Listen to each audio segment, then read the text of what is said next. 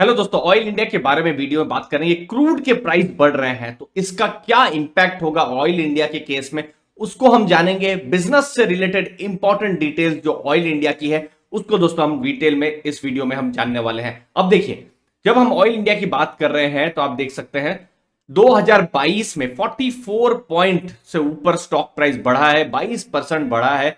जो हम देख पा रहे हैं स्टॉक प्राइस अभी आपको 243 रुपीज के आसपास आपको देखने को मिलेगा। जहां हमने देखा है निफ्टी नीचे है, अलग अलग स्टॉक्स यहां पर करेक्शन में गिर रहे हैं, लेकिन आप स्पेसिफिकली देख सकते हैं कि ऑयल इंडिया का प्राइस बढ़ा है। और इनफैक्ट फेब्रुवरी आखिरी सप्ताह और मार्च के अभी तक जितने दिन हुए हैं, जहां पर ये जो यूक्रेन रशिया का जियोपॉलिटिकल इशू है, जहां पर मार्केट में बड़ा करेक्शन आया है, लेकिन ऑयल इंडिया का प्राइस यहां पर बढ़ा है। तो यहां पर क्या हो रहा है, तो देखिए, सबसे पहले ऑयल इंडिया भारत की second largest oil and gas exploration company है। नंबर 1 में आती है ओएनजीसी। और ये चूंकि स्ट्रेटेजिक सेक्टर है, स्ट्रेटेजिक क्यों है, क्योंकि भारत के लिए बहुत जरूरी है ऑयल और गैस दोनों। तो गवर्नमेंट का यहां पर स्टेक है, 11% ऑयल प्रोडक्शन करती है। और नॉर्थ ईस्ट से अगर आप बिलोंग करते हैं तो ऑयल इंडिया वहां पर नंबर 1 में है। अब जो क्राइसिस चल रहा है, जियोपॉलिटिकल क्राइसिस, उसके कारण क्या हुआ है, क्रूड के प्राइस बढ़ गए हैं। क्रूड के प्राइस बढ़ गए हैं तो फ्यूल प्राइसेस भी यहां पर बढ़ गए हैं, तो इसका एक्सप्लोरेशन कंपनीज पर पॉजिटिव इफेक्ट है। तो ये एक इंपॉर्टेंट चीजें हैं। जब हम ऑयल इंडिया को देखते हैं तो ऑलरेडी उनके प्रॉफिट्स बढ़े हैं, मैं थोड़ी देर बाद उसके बारे में बात करूंगा।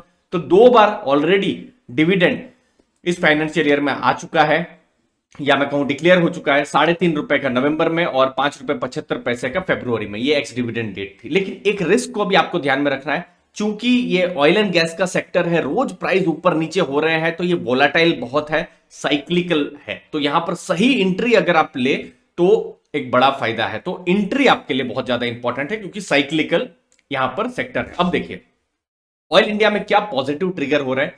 सबसे पहले तो नेचुरल गैस के प्राइसेस, जो कि सितंबर एंड में बढ़े थे, ये 6 महीने के लिए, और अभी कुछ $2.9 यहां पर बढ़ चुके हैं। तो ये जो है इनके लिए पॉजिटिव है। और अभी मार्च एंड में अगले 6 महीनों के लिए फिर से नेचुरल गैस के जो प्राइसेस हैं ये बढ़ सकते हैं। तो ये डायरेक्ट फायदा ऑयल इंडिया या ओएनजीसी दोनों के लिए है। दूसरी चीज है, ऑयल और गैस दोनों का प्रोडक्शन ऑयल इंडिया की तरफ से बढ़ रहा है, तो ये एक चीज है।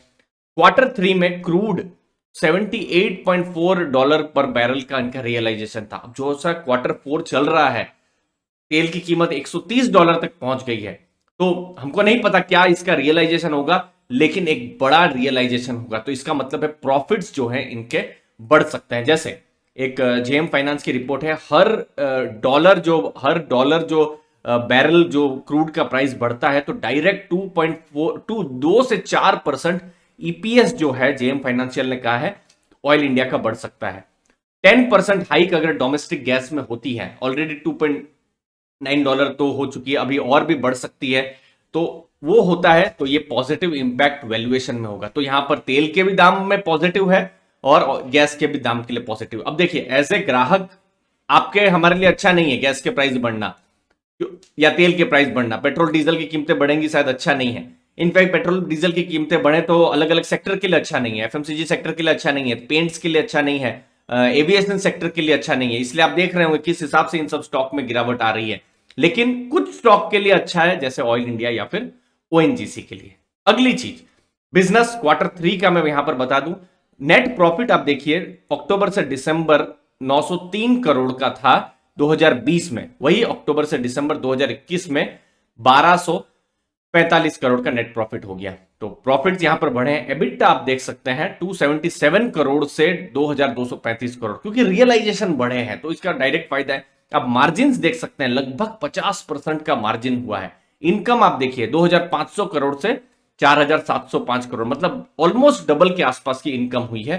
प्रॉफिट्स यहां पर डबल से ज्यादा हुए हैं। 9 महीने का भी सेम डेटा है, लगभग 900 करोड़ से 2200 करोड़ का यहां पर प्रॉफिट हुआ है, अगर आप अप्रैल से दिसंबर 2020 और 2021 को कंपेयर करें। अगली चीज प्रोडक्शन का, यह है million metric ton crude oil, आप देख सकते हैं यह भी इनफैक्ट इंक्रीज हो रहा है, जो कि ओएनजीसी के केस में नहीं है, वो इतना इंक्रीज नहीं हो रहा है।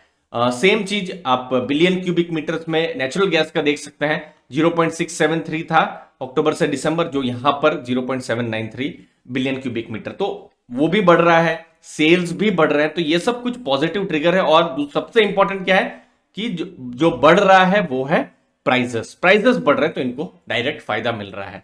अगली चीज, मोतीलाल ओसवाल उनकी एक रिपोर्ट आई थी जहां पर एक्सपेक्टेशन किया जा रहा है कि 4% के हिसाब से ऑयल इंडिया का ऑयल का जो प्रोडक्शन है वो भी इंक्रीज होगा, गैस का जो प्रोडक्शन है वो भी इंक्रीज यहां पर 6% के CAGR से अगले 3 साल के लिए होने वाला है। तो प्रोडक्शन भी इंक्रीज होने की उम्मीद की जा रही है।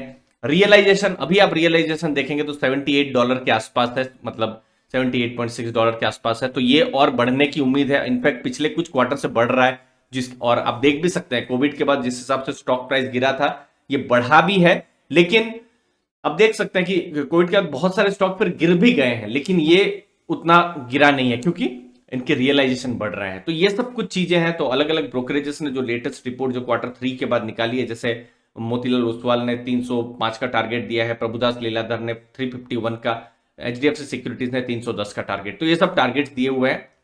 लेकिन एक की रिस्क को आप ध्यान में रखें, ये बहुत हद तक डिपेंड करता है बिजनेस क्रूड के प्राइसेस पर। अगर क्रूड के प्राइस सॉफ्टन अप होते हैं, कम हो जाते हैं, तो फिर यहां पर बिजनेस में भी नेगेटिव इंपैक्ट होगा।